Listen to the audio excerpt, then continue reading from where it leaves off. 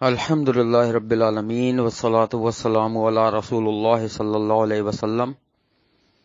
رب اشرح لی صدری ویسر لی امری واحلل عقدۃ من لسانی یفقہوا قولی۔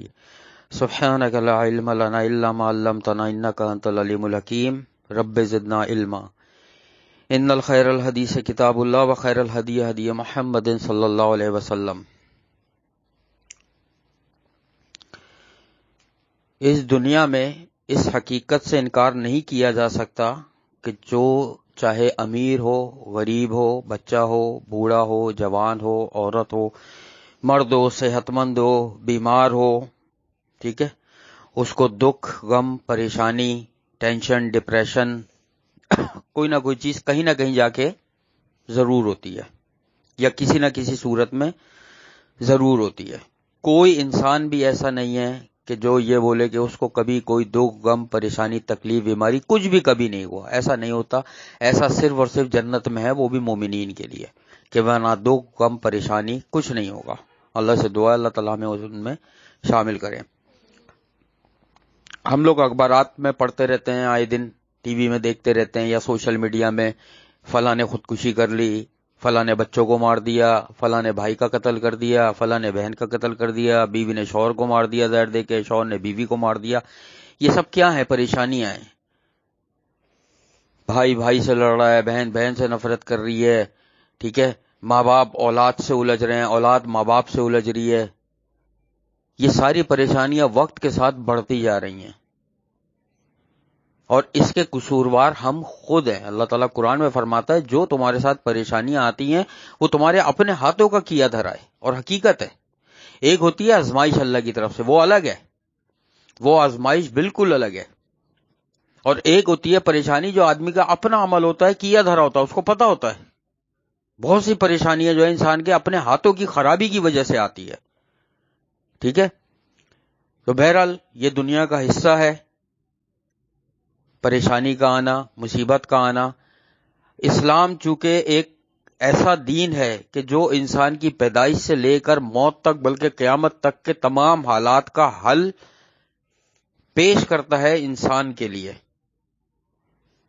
لیکن ہم ہیں کہ عمل کرنے کو تیار نہیں ہیں۔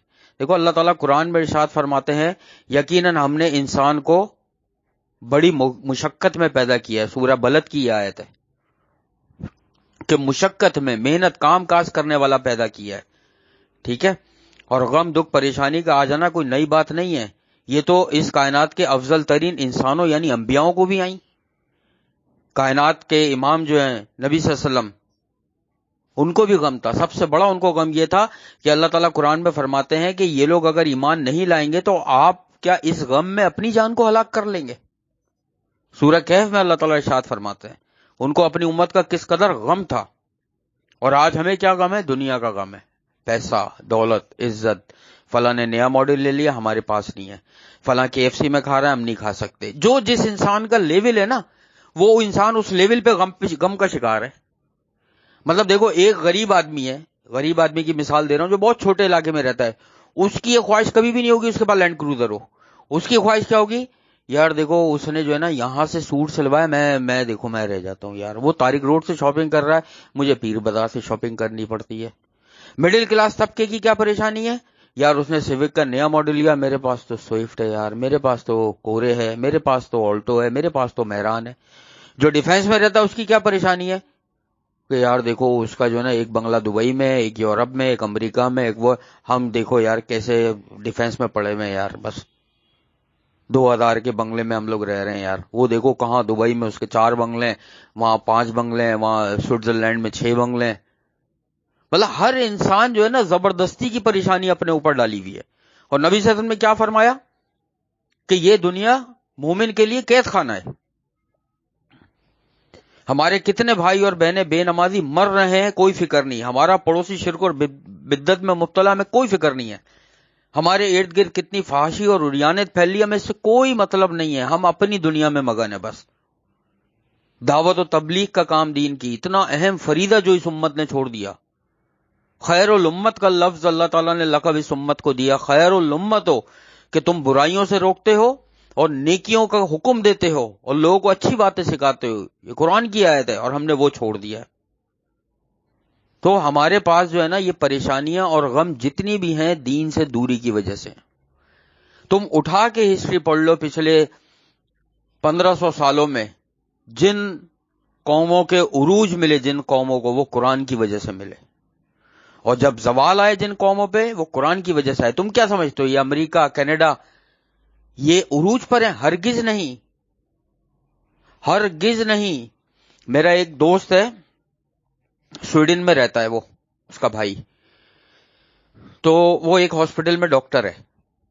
وہ آن لائن ہاسپٹل سے اپنی یہاں فیملی پہ بات کر رہا تھا۔ اچھا، اس کی یہاں جو فیملی ہے نا میرے دوست کی، تو اس کی فیملی میں اس کی بھابیاں، ان کے سب کے بچے، سارے بھائی، والدین سب ہیں، 2-3-4 منزلہ گھر ہے، سب اوپر نیچے رہتے ہیں، مل کے رہتے ہیں۔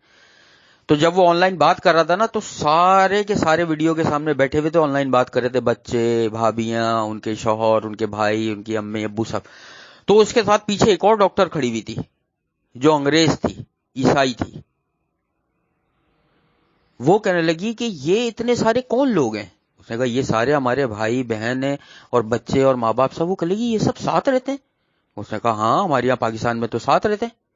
کہنے لگی کہ ہمارے یہاں تو یہ تصور نہیں ہے، ہم تو جا نہیں سکتے اپنے کسی بھائی بہن کے جب تک کہ اس کو پہلے سے کچھ بتائیں نہ، یا کوئی ایسا معاملہ نہ ہو۔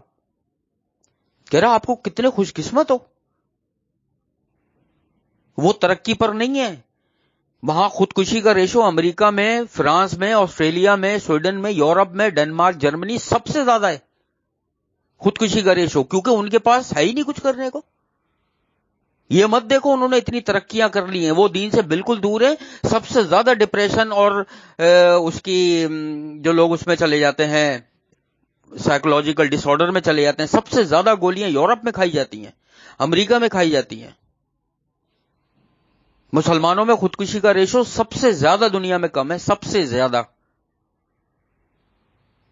یہ پھر بھی جو مسلمان پریشان ہے وہ اپنی بلا وجہ کی، اپنے ہاتھوں کی پریشانی ہے، کیونکہ ہم نے نبی صلی اللہ علیہ وسلم کی سنتوں کو چھوڑ رکھا ہے۔ کیسے چھوڑ رکھا ہے؟ چند چیزیں بتاؤں گا میں۔ مثلا نبی صلی اللہ علیہ وسلم جب معراج پہ گئے تھے تو فرشتوں کی جماعت نے، سنن ابن ماجہ، ابو داؤد میں یہ حدیث موجود ہے کہ نبی صلی اللہ علیہ وسلم سے فرمایا تھا آپ اپنی امت کو حجامے کا حکم دیں، کہ آپ کی امت حجامہ کروائے۔ نبی صلی اللہ علیہ وسلم نے فرمایا کہ اللہ تعالیٰ نے حجامے میں اور داغنے میں، آگ کے داغنے میں شفا رکھی ہے، لیکن میں تمہیں آگ کے داغنے سے منع کرتا ہوں، آگ سے نہیں داغنا چاہیے۔ حجامے میں شفا ہے، حجامہ کروانا چاہیے۔ نبی صلی اللہ علیہ وسلم نے فرمایا جب خون جوش مارے اس کے لیے حجامہ کرواؤ۔ خون کا جوش مارنا کیا ہوتا ہے؟ بلڈ پریشر، خون جوش مارتا ہے۔ ہمارے یہاں حجامے کا کانسیپٹ ہی نہیں ہے۔ پھر اس کی تاریخیں دیکھی جاتی ہیں، چاند کی کون سی تاریخ ہوتی ہے، اور ہر چیز کا حجامہ ہوتا ہے۔ ہر بیماری کے لیے حجامہ کروانا چاہیے۔ آپ یقین کرو ڈپریشن کا حجامہ لوگ نہیں کرواتے۔ میں ایک دفعہ ڈپریشن کا شکار تھا، پتہ نہیں بہت سر بھاری ہو رہا تھا، عجیب سا ایسا لگ رہا تھا غم ہے میرے کوئی بہت اندر۔ میں حجامہ کروانے گیا، اس نے حجامہ کیا، اتنا سکون ملا حجامے کے بعد کہ میری شکل چینج ہو گئی تھی۔ کیوں؟ کیونکہ نبی نے فرما دیا اللہ نے شفا رکھی ہے، تو دنیا کی کوئی طاقت کیسے روک سکتی ہے؟ نبی کی بات اللہ کی وحی ہوتی ہے۔ ہمارے یہاں حجامے کا کانسیپٹ نہیں ہے۔ جگہ جگہ لوگ بیٹھے ہیں، لوگوں کو نہیں پتا، لیڈیز جاتی ہیں، لیڈیز سے کرواتی ہیں حجامہ۔ ہر بیماری کے لیے، شوگر، کولیسٹرول، موٹاپے، ہر چیز کے لیے حجامہ ہوتا ہے، نہیں کرواتے، گولیاں لا کے کھا لو۔ پھر کیا ہے؟ ہم لوگ کلونجی کا استعمال نہیں کرتے۔ اللہ تعالیٰ نے فرما دیا وحی کے ذریعے سے نبی صلی اللہ علیہ وسلم کے، اللہ تعالیٰ نے سوائے موت کے ہر بیماری کا علاج رکھا ہے کلونجی میں، صرف موت کا علاج نہیں ہے اس میں۔ بھائی کلونجی کا استعمال کرو، ہر سالن میں لیڈیز لے کے رکھ لیں، کہیں سے بھی مارکیٹ سے سودا لے کر آئیں، ایک بوتل میں لے آئیں کلونجی، جو بھی سالن بنے اس پہ چٹکی، 2 چٹکی، 3 چٹکی ڈال دیں کلونجی، پک جائے گی اس میں، نہار منہ کھا لیں۔ پھر دودھ کا استعمال ہو گیا، ٹھنڈا رکھتا ہے، کھجوروں کا استعمال ہو گیا، جسم کو ٹھنڈا رکھتا ہے۔ ہمارے یہاں جنک فوڈ کا استعمال کتنا ہے؟ یہ جنک فوڈ جو ہے تیزابیت پیدا کرتے ہیں، یہ تیزابیت جو ہے انسان کے لاشعور پہ اٹیک کرتی ہے، اور جیسے ہی لاشعور پہ اٹیک کرتی ہے سائیکولوجیکل ڈس آرڈر شروع ہو جاتا ہے۔ جنک فوڈ کا استعمال تو کرنا بھی نہیں چاہیے، الا یہ کہ کبھی کبھار چلو چلتا ہے. ہمارے معاشرے میں جنک فوڈ دیکھ لو، فوڈ پانڈا والے میں دیکھتا ہوں کہ دن میں 50 سے زیادہ دفعہ مجھے یہ صرف اپنی روڈ پہ نظر آتے ہیں آتے جاتے ہوئے، 50 سے زیادہ دفعہ.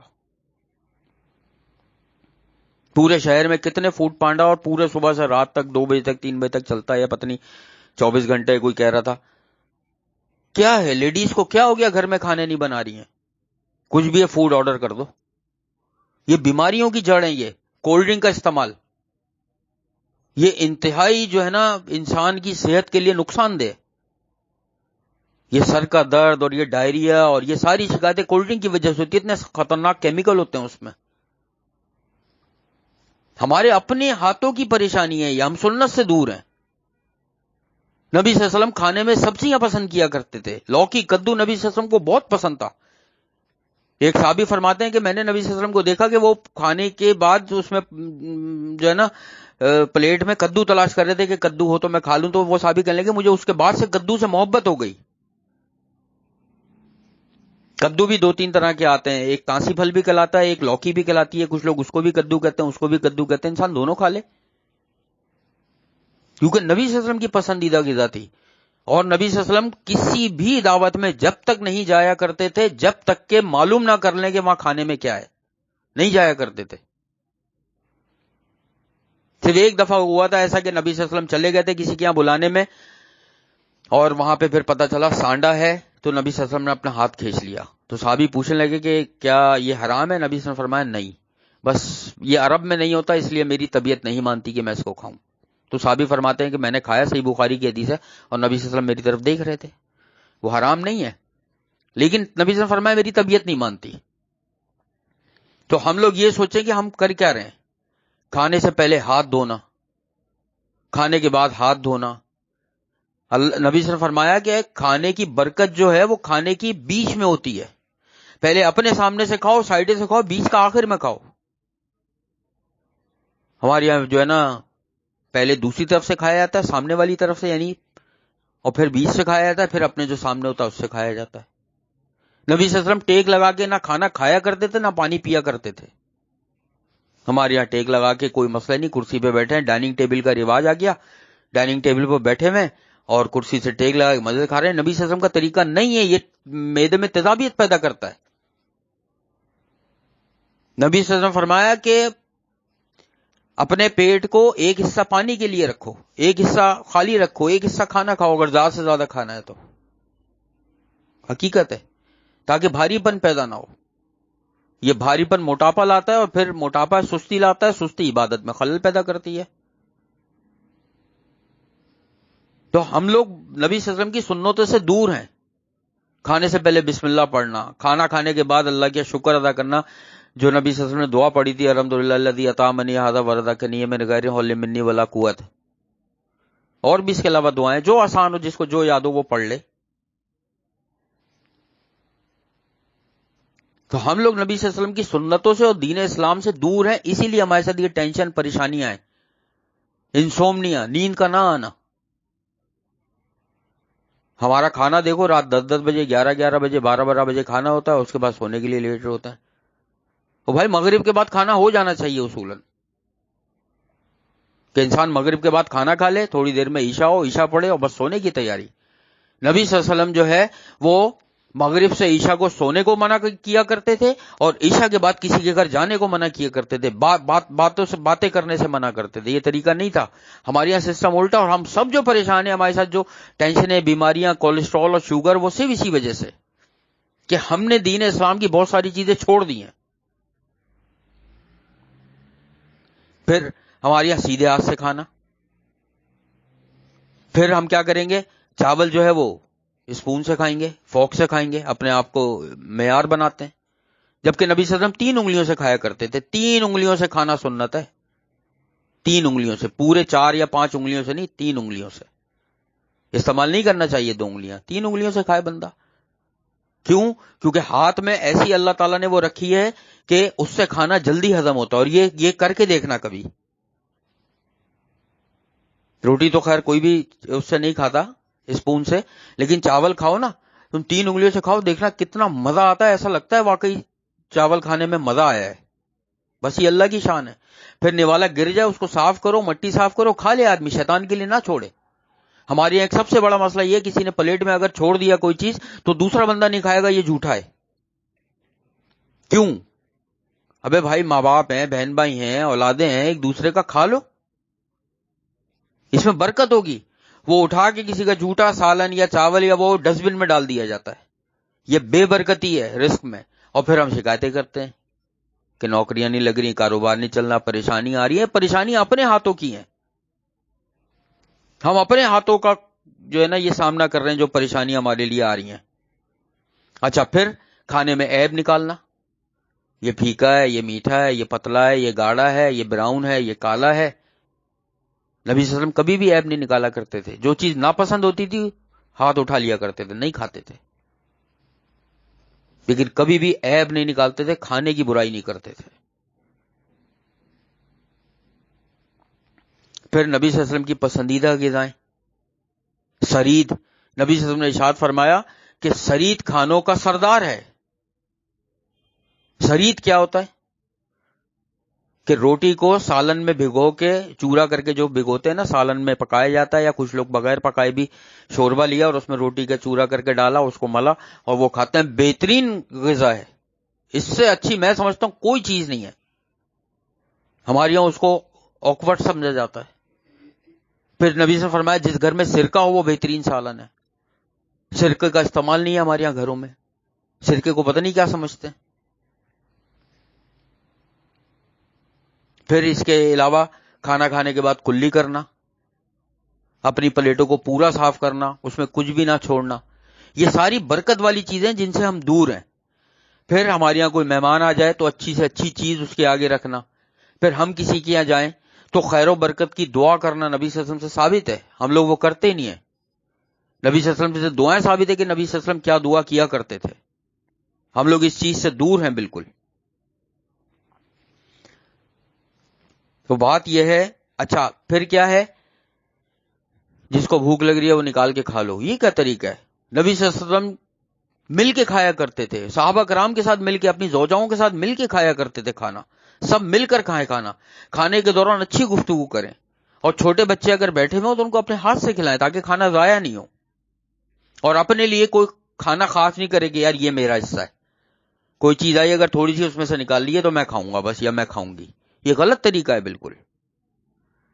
اور پھر دانتوں سے اچھی طریقے سے دبا کے کھانا چاہیے کھانا، تاکہ وہ بالکل ہضم ہو جائے، میدے پہ اثر نہ کرے. ورنہ میدا اگر ڈسٹرب ہوگا تو انسان کی دیکھو جو بیماریاں ہیں نا، جو اس کی نفسیاتی بیماریاں ہیں وہ میدے سے شروع ہوتی ہیں. یہ جو ایک ہوتا ہے ڈپریشن اور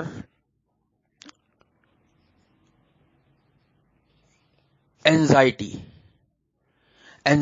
جو ہے نا، یہ پیور میدے سے شروع ہوتی ہے بیماری. کہ میدا جو ہے نا وہ اور دماغ کا جو کنیکشن ہے وہ ڈسٹرب ہو جاتا ہے، اور وہ کھانے کی وجہ سے ہوتا ہے، بادی غذائیں کھانے کی وجہ سے. وہ بھی حد سے زیادہ، جو حد سے زیادہ بادی غذاؤں کا شوقین ہے اینزائٹی کا وہ شکار رہتا ہے. پھر ہمارے یہاں متوازن غذائیں نہیں ہیں. چاول مستقل وہ چاول کھا رہا ہے، جو روٹی ہے وہ مستقل روٹی کھا رہا ہے. کبھی روٹی کھانے والا کبھی کبھار چاول بھی کھائے، چاول کھانے والا روٹی بھی کھائے. اور روٹی میں تو ہے ہی خیر غذائیت گندم. اچھا پھر دودھ پینے کی دعا، جو دودھ پیتے ہیں اس سے پہلے جو دعا پڑھنی ہے وہ ہمارے یہاں نہیں پڑھی جاتی. اس طریقے سے پانی پینے کے آداب کے دیکھ کے پینا، 3 سانس میں پینا، ٹھیک ہے، بیٹھ کے پینا. ہمارے یہاں یہ ساری چیزیں ہیں جس کی وجہ سے انسان جسمانی بیماریوں کا شکار ہے. اب میں روحانی علاج بتاتا ہوں، کچھ بہت شارٹ بتاتا ہوں، ٹھیک ہے. سب سے پہلے کیا ہے؟ انسان اپنا عقیدہ صحیح کرے. سب سے پہلی چیز یہ کہ ہر چیز کا خالق مالک مدبر اللہ ہے. نہ اللہ کے سوا کوئی مدد کر سکتا ہے، نہ نقصان پہنچا سکتا ہے، نہ کوئی چیز کر سکتا ہے. پھر وہ تقوی اختیار کرے. دوسرا علاج یہ کہ اللہ سے ڈرے. اس پر میں اللہ کے خوف پر بیان دے چکا ہوں کہ حرام سے دور رہے. ہمارے یہاں حرام حلال کا کوئی کانسیپٹ ہی نہیں ہے، بس جو آ رہا ہے کھاتے رہو. پھر تیسرا علاج کیا ہے؟ کثرت سے استغفار. اللہ کو استغفار بہت پسند ہے. جو چاہتا ہے اپنی روزی میں برکتیں، اس کو چاہیے کثرت سے استغفار کرے. کیسے کرے؟ میں نے اس کی دعا بھی سکھائی تھی، استغفر اللہ الذی لا الہ الا هو الحی القیوم واتوب الیہ. یہ دن بھر پڑھتا رہے، پھر نماز میں سجدوں میں رو رو کے اللہ سے اپنے گناہوں کی توبہ کرے. 2 رکعت صلاۃ الاستغفار بھی پڑھے کہ خالص اس نیت سے پڑھے کہ اللہ سے توبہ کرے وہ سجدے میں. ٹھیک ہے. اس کے علاوہ کیا ہے؟ اللہ کا ذکر چلتے پھرتے. 2 کلمے زبان پہ بہت ہلکے ہیں، میزان میں بھاری، سبحان اللہ و بحمدہ سبحان اللہ العظیم. پھر نبی صلی اللہ علیہ وسلم فرمایا میں تمہیں جنت کا کلمہ سکھاؤں؟ صحابہ کرام نے پوچھا جی ضرور سکھائیں. تو نبی صلی اللہ علیہ وسلم فرمایا لا حول ولا قوت الا باللہ. پھر اس کے علاوہ سبحان اللہ والحمد للہ اللہ اکبر لا الہ الا اللہ واللہ اکبر لا حول ولا قوت الا باللہ اللہم اغفر لی وارحمنی واہدنی وعافنی وارزقنی. یہ زمین اور عرش کے خزانے ہیں. یہ ذکر و اذکار چلتے پھرتے ہمیں کرنا چاہیے، ہر وقت کرنا چاہیے. ٹھیک ہے. پھر نیک اعمال، پڑوسیوں سے اچھا سلوک، رشتہ داروں سے اچھا سلوک. اس سے انسان کی روح اندر سے مطمئن رہتی ہے. جب انسان اندر سے مطمئن ہو تو ان کا ذہن ویسے ہی اس میں آ جاتا ہے. اور اللہ کا ذکر کرنے سے کیا، اللہ قرآن میں فرماتے ہیں کہ دلوں کا سکون تو اللہ کے ذکر میں. ہم نے وہ چھوڑا ہوا ہے. ہمیں سکون مل رہا ہوتا ہے خبروں سے، ٹی وی سے، سوشل میڈیا سے.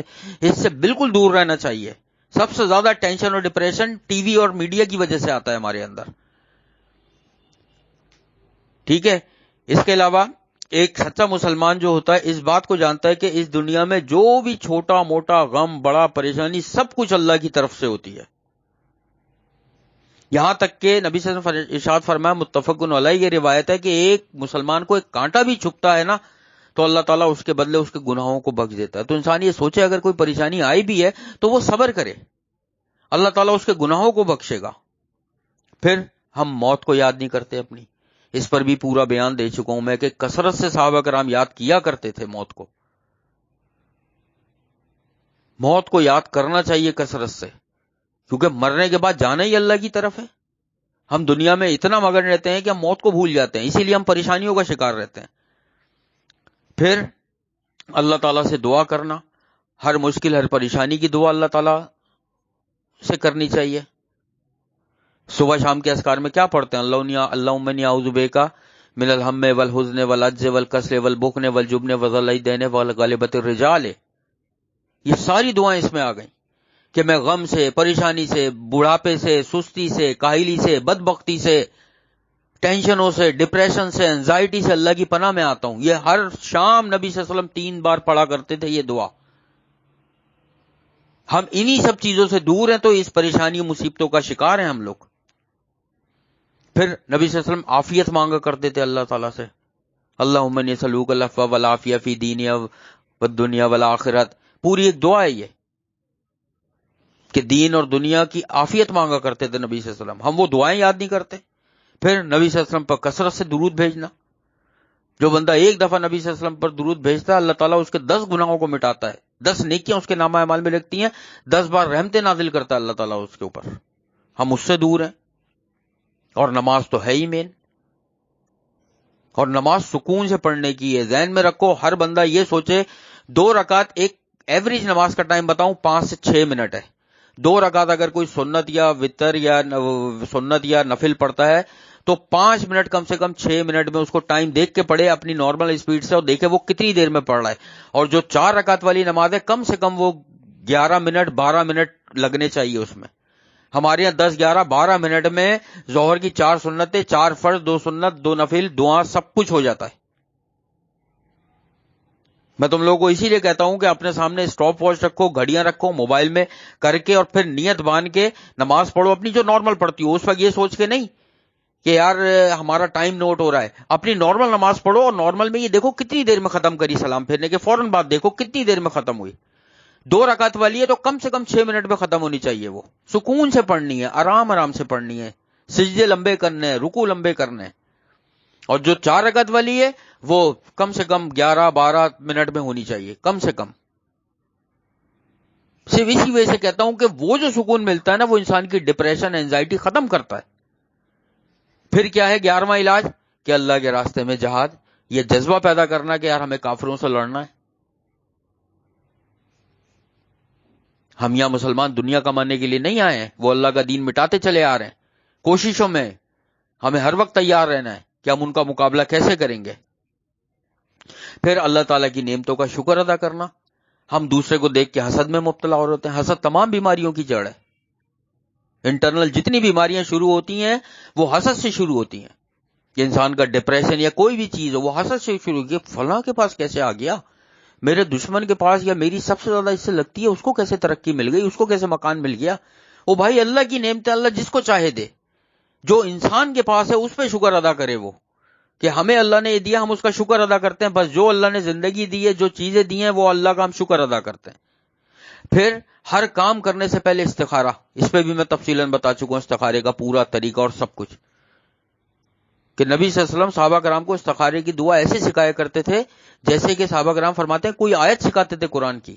ہر چیز میں صحابہ کرام استخارہ کیا کرتے تھے نماز پڑھ کے کہ یہ کام بہتر ہے یا نہیں. ہمارے تو پوری شادی کر دی جاتی ہے, استخارہ بھی کیسے کر رہے ہوتے ہیں. کسی کو فون کیا, لڑکی کا نام یہ ہے, لڑکے کا نام یہ, ان کی ماں کا نام یہ, باپ کا نام یہ, شادی بہتر رہے گی یا نہیں. یہ کون سا استخارہ ہے, تو جنم کنڈلی بنتی ہے ایسے جیسے ہندو بناتے ہیں. استخارے کا طریقہ تو یہ ہے کہ نفل یا وہ پڑھ کے 2 رکعت اور اس کے بعد استخارے کی دعا پڑھی جائے اور رو رو کے دعا کی جائے اللہ تعالیٰ سے. وہ پوری ایک دعا استخارے کی. پھر جو بھی مصیبت پریشانی آئے اس پر صبر کرنا. یہ ساری وہ چیزیں ہیں کہ جس سے ہماری زندگی بہتر ہو سکتی ہے, بیماریاں کم ہو سکتی ہیں, اور اللہ تعالیٰ کی رحمتوں کے ہم سائے میں آ سکتے ہیں. اس کے علاوہ بھی بہت کچھ ہے, یہ بڑی بڑی چیزیں میں نے بتائیں. پھر ورزش ہو گئی کہ ہمیں تھوڑی بہت چلنا پھرنا ایکسرسائز کرنی چاہیے. ہمیں زیادہ آئلی اور مرچوں والی چیزوں سے پرہیز کرنا چاہیے. ہمارے یہاں مرچ مسالہ اور فرائی چیزوں پر بہت زیادہ جو ہے نا پاکستان میں اس چیز پر دھیان دیا جاتا ہے. ہمیں بوائل چیزوں پہ جانا چاہیے, ہمیں آرگینک فوڈ پہ جانا چاہیے جنک فوڈ کے بجائے, کیونکہ یہ وہ چیزیں ہیں جو انسان کو اندر سے کمزور کر رہی ہوتی ہیں. اس کا امیون سسٹم کمزور ہوتا ہے. امیون سسٹم جو ہوتا ہے آپ کا بیماری سے لڑتا ہے. امیون سسٹم آپ کا کمزور ہو گیا, کوئی بھی بیماری جو ہے نا آپ کے اوپر حاوی ہو سکتی ہے. امیون سسٹم مضبوط کیسے ہوتا ہے؟ کلونجی سے, شہد سے, دودھ سے, کھجور سے, سبزیوں سے, فروٹ سے, گندم سے, ان چیزوں سے امیون سسٹم مضبوط ہوتا ہے. امیون سسٹم کمزور کیسے ہوتا ہے؟ آئل سے, فرائی چیزوں سے, مرچ مسالے سے, جنک فوڈ سے, ان چیزوں سے کمزور ہوتا ہے امیون سسٹم. ہم نے پورا چینج کر دیا ہمارے یہاں. اب تم بتاؤ نا, نبی صلی اللہ علیہ وسلم باجرے کی روٹی کھاتے تھے, مکئی کی روٹی کھاتے تھے اکثر. ہمارے یہاں خواتین کو مکئی اور باجرے کی روٹی تک بنانی نہیں آتی ہے. بس یہ پسا ہوا آٹا چاہیے, بڑی بڑی فیکٹریوں کا جو آتا ہے لال یا سفید, بس وہ گوند لیا اور کافی ہے. ہم لوگ خود دور ہیں ان چیزوں سے. سرسوں کا ساگ, کتنے ایسے لوگ گھر ہیں جہاں پہ سرسوں کا ساگ اور یہ چیزیں بنتی ہیں. لوگوں کو نہیں آتا بنانا, بہت سے لوگوں کو. پیور اس میں جو ہے نا آئرن ہوتا ہے, پالک میں, سرسوں کے ساگ میں, جو انسان کو انٹرنلی وہ دیتا ہے. پھر چکندر کا استعمال ہو گیا, گاجر کا استعمال ہو گیا, جامن کا استعمال, فالسے کا استعمال, یہ آپ کا جو ہے ایچ پی کور کرتا ہے. ہم یہ دیکھیں کہ اپنی غذائیں کون سے وقت پہ کیا غذائیں کھا رہی ہیں. جو جس موسم کا پھل اللہ نے پیدا کیا ہے نا, اس موسم میں وہ لازمی کھانا چاہیے. اور ذہن میں رکھو, ہمیشہ پھل جب نیا آتا ہے نا اس وقت کھانا چاہیے. جب پھل جا رہا ہوتا ہے نا ہمارے یہاں, اس وقت لوگ کھا رہے ہوتے ہیں کہ یار ابھی تو بہت مہنگا ہے, تھوڑا سستا ہو جائے پھر لائیں گے. وہ جانے والا پھل صحیح نہیں ہوتا. جب پھل نیا نیا آ رہا ہوتا ہے نا اس وقت کھانا چاہیے اسی, کیونکہ جانے والا پھل جو ہوتا ہے نا, وہ جانے والا پھل بالکل آخر کا ہوتا ہے. تو پھل جب جا رہا ہوتا ہے اس وقت لوگ خرید کے کھا رہے ہوتے ہیں. اسی طریقے سے سبزیاں ہیں, جس موسم میں جو سبزی آ رہی ہے وہ کھانی چاہیے. یہ تھوڑی ہم یہ نہیں کھاتے, ہم فلاں نہیں کھاتے, ہم ساگ نہیں کھاتے, ہم یہ نہیں کھاتے, ہم وہ نہیں کھاتے, پالک نہیں کھاتے, ہم کیا کہتے ہیں اس کو, بہت ساری سبزیاں ایسی ہوتی ہیں نا, جیسے پھلیاں ہو گئیں, گوار کی پھلی ہو گئی, ٹھیک ہے, اس کے علاوہ میتھی ہو گئی. یہ اتنی فائدہ مند سبزیاں ہمارے یہاں لوگ رواج نہیں ہے, بلکہ ہماری جو آنے والی نسل ہے ان کو ان کے نام بھی نہیں پتا کہ یہ کیا چیزیں ہوتی ہیں. ان کو صرف پیزا, برگر, فرینچ فرائز, سموسے, کولڈ ڈرنک اور سینڈوچ، بس یہ نام پتہ ہے، اور یہ انتہائی نقصان دہ. دیکھو نا، ابھی میٹرک کے اسکول کے طالب علم، ابھی جو رپورٹ میں دیکھ رہا تھا کہ اسکول کے اسٹوڈنٹ جو ہے وہ شوگر اور کولیسٹرول کا شکار ہیں. اسکول کے اسٹوڈنٹ، پہلے شوگر جس کو ہوتی تھی نا، وہ بہت بڑے بڑے، اب سے 20 25 30 سال پہلے چلے جاؤ تو کہا جاتا تھا کتنا بڑا بزنس مین ہے، اس کو شوگر ہے. ابھی شوگر کولیسٹرول جو ہے نا، وہ 7ویں 8ویں 9ویں کلاس میں اسٹوڈنٹس کو ہو رہی ہے ایک سروے کے مطابق. کتنے اسکولوں میں کتنے ایسے اسٹوڈنٹ ہیں جن کو شوگر ہے اور کولیسٹرول ہے، ابھی سے 13 14 15 سال کی عمر سے. یہ صرف جنک فوڈ کی وجہ سے. کبھی کبھار چلتا ہے 15 20 دن 25 دن، مہینے میں ایک بار 2 مہینے میں ایک بار چلتا ہے، لیکن ہر دوسرے تیسرے دن چھوڑ کے باہر کا کھانا کھانا، تندور کی روٹی، سوڈا ہوتا ہے اس میں، ایسٹ ڈالی جاتی ہے، اتنی سخت نقصان دہ ہے میدے کے لیے ایسٹ کہ وہ آپ کے پورے میدے کا نظام دھرم برم کر دیتی ہے. پیزا میں ایسٹ ہوتی ہے، گھر کی روٹی میں نہیں ہوتی ہے، ڈبل روٹی میں ایسٹ ہوتی ہے، بن میں ایسٹ ہوتی ہے. یہ پورا میدا ڈسٹرب کر دیتے ہیں، اور میدے کا جو ہوتا ہے ڈائریکٹ اینزائٹی پیدا کرتا ہے. بالکل میدا ڈسٹرب ہوا اور وہ آپ کے اندر جو ہے نا اینزائٹی پیدا کر دیتا ہے. میدا کچھ کہہ رہا ہوتا ہے، دماغ کچھ اور سمجھ رہا ہوتا ہے. کہ بھائی ہم ان سنتوں پہ عمل کریں جو اللہ اور اس کے رسول نے طریقے بتائیں، اگر ہم واقعی اس پہ چلیں نا تو ہماری زندگی بہت اچھی ہو جائے گی. کہنے کو بہت کچھ ہے لیکن ٹائم بھی زیادہ ہو چکا ہے. یہ ایسی چیزیں ہیں کہ ہمیں اس پر عمل کرنا چاہیے. پھر کھانا کب کھانا ہے؟ ٹھیک ہے، سونے سے تھوڑا پہلے کھانا چاہیے، بالکل کھا کے نہیں سونا چاہیے. صبح ناشتہ ہیلدی کرنا چاہیے، سلاد کا استعمال کرنا چاہیے، رات میں ہلکا کھانا کھانا چاہیے. ہمارے یہاں الٹا ہوتا سب سے بھاری کھانا رات میں. سب کی بات کر رہا ہوں، میں بھی شامل ہوں اس میں، ہم کوئی الگ نہیں ہے، ہم بھی شامل ہیں کہ رات میں چکن پلاؤ بریانی اور کڑھائیاں بن رہی ہیں، صبح میں جو ہے نا وہ بریڈ کھا رہے ہیں، انڈا کھا رہے ہیں اور چائے سے کھا رہے ہیں. ہم سبھی کا سسٹم خراب ہے. بہرحال اللہ تعالیٰ سے دعا ہے کہ اللہ تعالیٰ صحیح معنوں میں اپنے نبی کی سنتوں پر عمل کرنے کی توفیق عطا فرمائے، اور جتنی چیزیں ہم نے پڑھی ہیں یا اللہ ہم واقعی تیری وحی سے اور تیرے نبی کی سنتوں سے بہت دور ہیں، ہمیں اس پر عمل کرنے کی توفیق عطا فرما دے، اور ہم سب کو تمام سننے والوں کو بہترین صحت کاملہ عاجلہ عطا فرما دے. ہم سب کی تمام بیماریاں، پریشانیاں، مشکلات، ڈپریشن، اینزائٹی اور تمام تکلیفوں کو دور فرما دے یا اللہ. اے میرے اللہ، تو ہماری دعاؤں کو، عبادتوں کو اور ہر نیک عمل کو اپنی بارگاہ میں قبول اور مقبول فرما لیجئے. ہم ہر ایسی بیماری سے، ہر ایسے ڈر اور خوف سے، ہر ایسے کاروبار سے، ہر ایسی نوکری سے اور ہر ایسے ملک میں جانے سے تیری پناہ میں آتے ہیں اللہ، جس سے ہم تیرے قرآن، اس کی تفسیر یا تیری مساجد سے دور کر دیے جائیں میرے اللہ. جتنے بھی مسلمان بیمار ہیں یا اللہ، ان سب کو بہترین صحت کاملہ عاجلہ عطا فرما دیجیے. ہم سب کو اپنے شکر گزار اور عبادت گزار بندوں میں شامل فرما دے میرے اللہ. ہمارے گھروں میں، ہمارے رزق میں، ہمارے علم میں، ہمارے عمل میں، ہماری زندگی میں، ہماری صحت میں، ہمارے ہر کام میں بے حساب برکت عطا فرما دیجیے اور اس میں اضافہ فرما دیجیے. اے اللہ، ہم حرام اور ناجائز آمدنی والی راہ سے، غرور و تکبر والے راستوں سے اور ریاکاری والے عمل سے تیری پناہ میں آتے ہیں میرے اللہ. اللہم انا نسألوک الہدی والتقی والعفاف والغنی. اللہم اکفنی بحلالک عن حرامک واغننی بفضلک عمن سواک. رب ارحمہما کما ربیانی صغیرا. رب انی لما انزلت الی من خیر فقیر. اے اللہ، آخرت میں ہمارا حساب کتاب انبیاء، شہداء، صدیقین اور سلف صالحین کے ساتھ فرما دیجیے گا. ہمیں نبی صلی اللہ علیہ وسلم کا ساتھ، ان کی شفاعت اور ان کے ہاتھوں سے آب کوثر نصیب فرما دیجیے گا. ہم سب کو ان 70,000 بندوں میں شامل فرما دیجیے گا جو بغیر حساب کتاب کے تیری رحمت سے جنت الفردوس میں جائیں گے. کہ اللہ، ہم ڈوب کر مرنے، جل کر مرنے، گر کر مرنے، دب کر مرنے سے، زہریلے جانور کے کاٹ کر مرنے سے اور ہر ایسی بیماری سے جس کی شدت بہت ہو اس پہ مرنے سے تیری پناہ میں آتے ہیں اللہ. ہم اچانک موت کے وارد ہونے سے تیری پناہ مانگتے ہیں میرے اللہ. ہماری موت ہم پر بہت آسان فرما دیجیے گا اور ہمیں موت کی تکلیف سے نجات عطا فرما دیجیے گا میرے اللہ. ربنا تقبل منا انك انت السميع العليم وتب علينا انك انت التواب الرحيم. اللهم انا نسألوك الجنة الفردوس وقنا عذاب النار.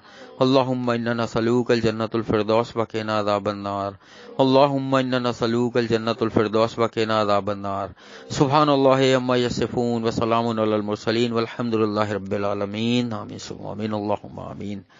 سبحانک اللہم و بحمدک نشہد ان لا الہ الا انت نستغفرک و نتوب الیک۔ السلام علیکم ورحمۃ اللہ وبرکاتہ۔